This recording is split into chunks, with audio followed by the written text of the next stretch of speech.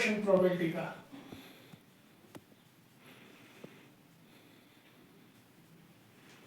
का इंट्रोडक्शन। ठीक है, देखो प्रोबेबिलिटी होता क्या है, पहले प्रोबेबिलिटी क्या होता है, चांस जिसको हम कहते हैं। जैसे प्रोबेबिलिटी में हमारे पास सबसे पहले हम किसको करेंगे, प्रोबेबिलिटी में हमारे पास तीन टाइप्स हैं, मतलब हम इसको परसेंटेज में भी करते हैं, फ्रैक्शन में भी और डेसिमल की फॉर्म में भी।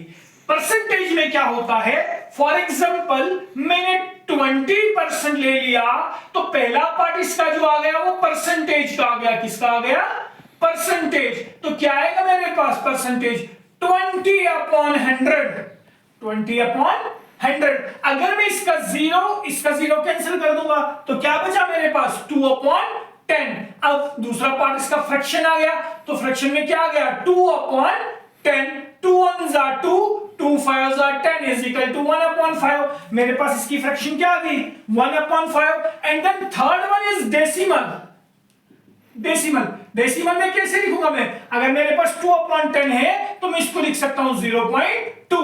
ये तीनों पार्ट इसके हो गए, परसेंटेज भी होगी, फ्रैक्शन भी हो गया, डेसिमल भी हो गया। तो हमने इसको कर दिया इसमें। अब देखो, अब हमारे पास क्या है, P ऑफ E क्या होता है इसमें कोई भी इवेंट हो सकता है। P of E is equal to number of favourable outcomes कितने हैं आपके पास, number of favourable outcomes upon total number of outcome.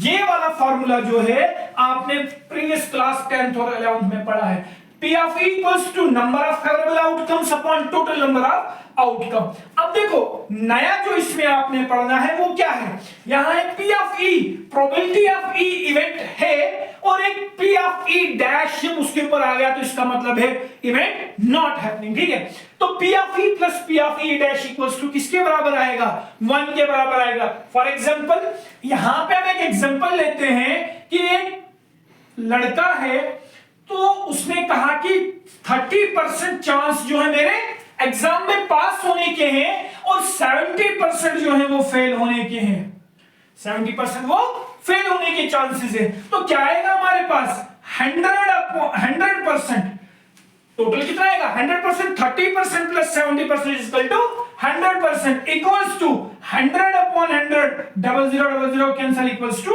1। That means P of E plus P of E dash equals to किसके बराबर है, वो 1 के बराबर होता है। अब है P probability A union B। Union का सिंबल कैसा होता है, U की तरफ हम इसको लगाते हैं, A और B के बीच में जो U लगता है वो क्या है, यूनियन है। इक्वल्स टू किसके बराबर होता है, probability of A plus probability of B gives to P into probability of intersection A, probability A intersection B।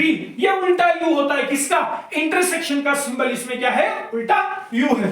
अगर अब हमारे पास पहला जो था यूनियन में दिया था तो इसका लास्ट वाला पार्ट किसमें आया, इंटरसेक्शन में आया। अगर इंटरसेक्शन में दिया होगा तो लास्ट वाला पार्ट किसमें आएगा, यूनियन में आएगा। तो देन हमारे